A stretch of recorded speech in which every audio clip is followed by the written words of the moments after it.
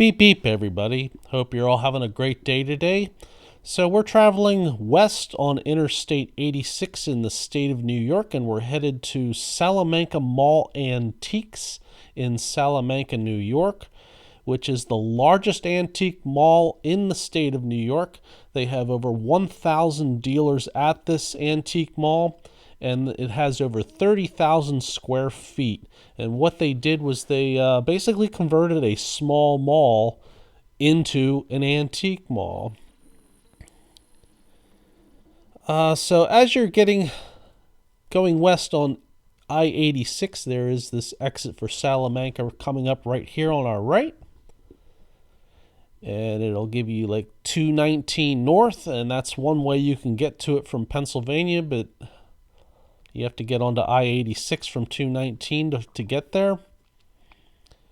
And once we get off this off-ramp, I'll make a right turn, and we'll cross the Allegheny River. And I think it's the first left after the Allegheny River crossing onto Wildwood Avenue. And I skipped filming that portion of this.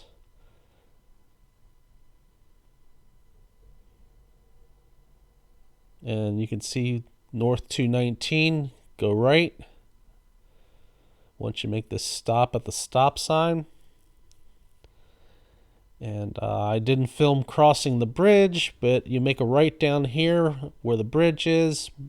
Make a left after crossing the bridge, and this is Wildwood Avenue, and we're heading into downtown Salamanca. This mall is located on the corner of Wildwood Avenue and Main Street. Down below, I'll put a link to their website so that you can get an idea of how to get there, how to contact them. I think they have some photographs of what's going on inside. But like I said, this has over 1,000 dealers. And we're going to go inside and look for some baseball cards. I don't know what's going on over there at the right. There's a bunch of people standing around on some tables.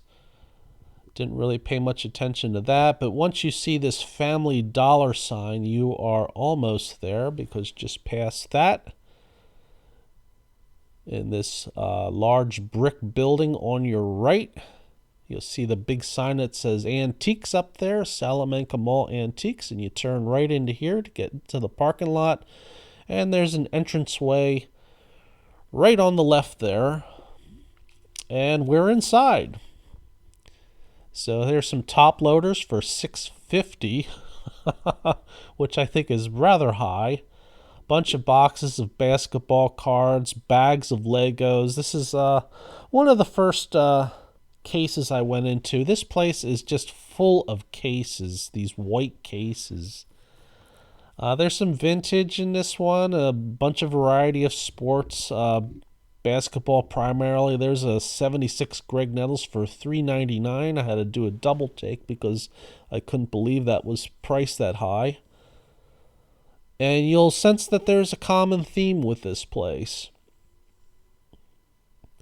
Every time I come across a bunch of Matchbox or Hot Wheels cars filling up a case, I just can't help myself but film it, because it just seems like artwork to me that they went through all of this to jam so many cars into this case. It's just really neat to look at. So although we're primarily looking for baseball cards, I will film some additional things that I see there that I think is just, well, pretty cool to look at. There's a 1990 Texas Rangers team set from 1990.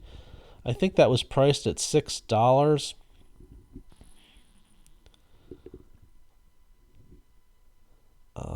I don't know what is in these boxes. I presume that was 1988 Fleer below, another Fleer set there, but they just have them labeled whole box of baseball cards. There's some albums with junk wax in them. Prices seem kind of high on those to me. Some Stadium Club cards there. I probably should have filmed this a little slower. There's some graded stuff. Mostly vintage. There's a Ted Williams card. Didn't quite catch the price on that. That looks like $475 for that. There's a couple Eddie Murray rookies that are really badly centered. I think they were $25 each. There's a Ripken rookie there for $40, I believe. And it's just a curious mix of like 80s cards and some vintage stuff mixed in. The sports are scattered all across it. There's a Dennis Martinez rookie card back there, an 80 Pete Rose, some Sports Flicks packs, some 89 Fleer packs. Here's some more vintage stuff. The 76 George Brett caught my eye, but I didn't like the condition of it. Seemed like a fair price. There's some cards from the 1962 Mets. Players that played in the first game. I probably should have had the case opened up to have a closer look at these 68 cards. But there was so much to look at. I decided to pass on those. There's an Ozzie Smith rookie card for $25 back there. Not in the best of shape. The Ron Guidry rookie card caught my eye, but they were asking full retail on that. It was in pretty good shape. Some more 68 Topps cards. Here's some Legos. I believe this Lego box here is priced at $800. I'm like, holy crap. I know it's a big collectible area, and I did enjoy my Legos when I was a kid, but they have really become pricey things. That smaller thing there was $50. This biplane is, I think, I didn't quite catch that. $300, I think. $75 for that Pirates set. And I think that one up there, I can't quite make that out. It looks like $240. Here's some baseball guides from Sporting News. Some from the 70s. And a mixture of other kinds of sports things. Football. Some junk wax loose cards. So the theme of this place is there's a lot of baseball cards. I will grant them that. The problem is I didn't find anything that I really wanted. A lot of stuff I already had. There was some things that were priced fairly. I didn't think anything had a really great deal, though. So nothing wanted me to really spring for it. Couple things caught my eye. Looked at them closely. Did my look up on my phone and decided it was just too much. I could probably find it cheaper on eBay or closer to home at one of the antique malls that I frequent here. I'd likely find the prices a bit more to my liking. But there were a lot of things here priced full retail. Some of the things that were priced less than retail, you look at it more closer, and it's just like the condition just wasn't quite there. There's a pool game from the Simpsons. Never saw one of those before. I think there's a Lost in Space lunchbox back there you can just barely make out. But there's a lot of Star Wars things in this case. I thought this was pretty cool to look at. I could not tell you what the prices of these were because it's not something I collect, so I just filmed it and hoped for the best. Here's some more graded stuff from some football cards. The Topps Heritage Blaster box there is $35, and you could probably find those still at your Walmart for less than retail now, since a lot of this stuff from earlier in the year is starting to see the sale signs on them. There's an address of some place there. I guess they have these cases here. Apparently, since they put an address on, they must have a storefront, I would assume. But these prices on these blaster boxes were too high for me to consider. I had my fair share of opening them, so they weren't interesting in that regard. But if you're looking for some things like that, yeah, chances are you might find that on a Walmart at a better deal at this time. Now, maybe a couple years from now, 35 might be a fair price for that. That's $25 for a sealed 92 score set. I think that's kind of high. At my Duncansville Antique Depot, I'm pretty sure that the gentleman that sold those was selling them for 15. Some football players, some plates, a whole bunch of.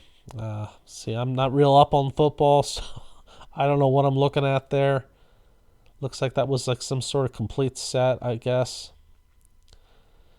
Here's some more. Lots and lots and lots of cards. A mixture of junk wax, vintage. There's a Jack Morris rookie there. Modern, relics. I've seen some Aldos in some of these cases. There's some Absolute Baseball from 2021. Those were going for $45 a box there. Some 2021 update. Those were $28 a box, which I think might be on the high end for them. They were not a very that was not a very popular set.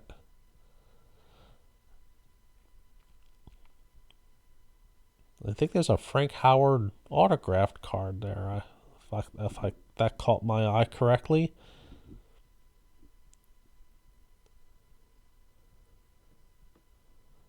And pardon the shadow on the glass. And again, lighting is an issue for filming. There's a lot of glass and there's a lot of reflection. So I try my best. Hopefully, if you can pause the video and look at some of this stuff. I probably should have zoomed in so you get a better feel for the prices. But my general feel for this place was there were some fair prices, but most of the stuff was like full retail, and in some cases a lot higher than retail. It kind of took me aback when I saw that.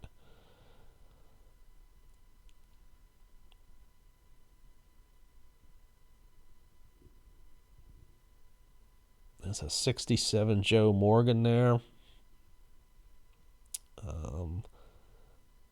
Some more top loaders. I think those were priced better than the other case we looked at. Some O-Pee-Chee hockey. Some score football there.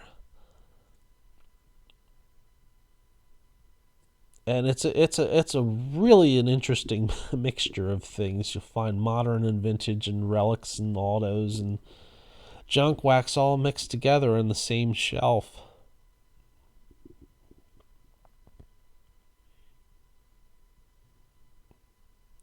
That Adley Rushman rookie is $5 there. So while we're looking at these, I actually will have a series of videos coming up for several antique malls. We took a trip down to the Harrisburg area and visited 6 antique malls in one day, and I'll have a video for each of those coming up in the future, so stay tuned for that. There's one of those mystery boxes for basketball. I think that's an older one, and that's priced for $30. I don't know if that's a good deal or not. Basketball is not something I collect. $25 on the Allen & Ginter 2022 blaster boxes. I think the prices here for these blaster boxes seem fair to me. I think you might be able to get them cheaper here and there on eBay, but I think $25 is a good price for those. You might even find them at Walmart at $17 if you're lucky. Again, lots of different sports cards. Pokemon cards were on that previous shelf. I'm not sure what I'm filming there. There's some coins, and I will zoom in on this. That Will Clark rookie card is $29.95. The Puckett is also $29.95. I had to laugh at those prices because I'm pretty sure you can get those a lot cheaper at a lot of different places. There's a beat up George Brett from 81 for $7. The Howard Johnson rookie card here is priced at $14.95. I had to laugh at that. And lots of coins. If you're a coin collector, there are a lot of coins here. And this is probably the only booth I filmed that had that. There's a 71 Carew for $29.95. I was actually interested in that card, but I didn't like the condition. And I eventually did find another one in a future video that was priced at $20 and in better shape than that one. Check out that Bo Jackson card, $49.95.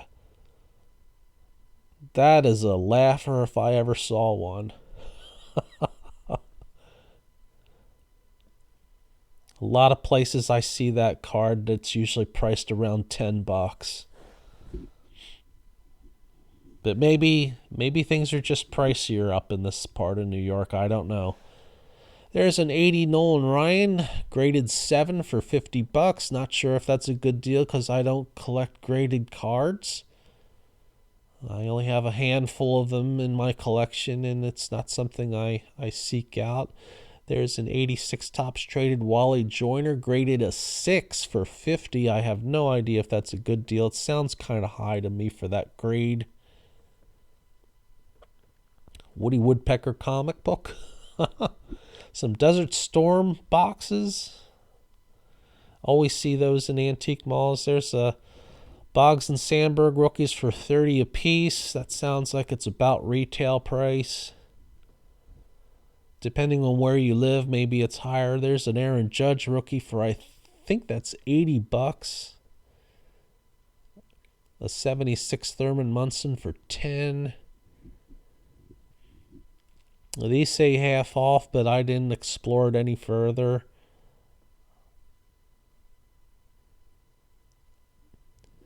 Usually my rule of thumb is if I see high prices on some things inside there, I just don't bother looking any further, because it just takes time to find someone to open up the case, and then you look at them and it's like, nah, I can't spend that much on that, or the condition's not quite right, and it's like, well, sorry. Sorry for wasting your time to open it, but I'm going to put it back. And that's a Frank Thomas rookie card, graded 9. Didn't quite get the price on that one. Again, I apologize for the reflection off of some of this stuff. But this is the first video I'm posting on YouTube in which I actually didn't buy anything at an antique mall. Usually I only post it if I find something, but I took a lot of footage of this, so I figured, well, let's load it up anyway. Maybe you'll see something in here that catches your eye, and it'll be worth a trip there. I plan on going back here someday in the future, and maybe I will have a couple of these cases opened up, and I'll look a little more closer. This was more my first time there, so it was more like checking out the whole place.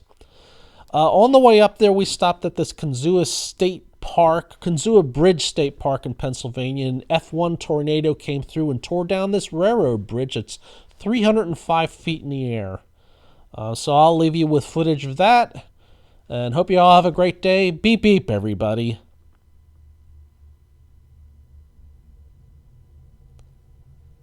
Beep, beep.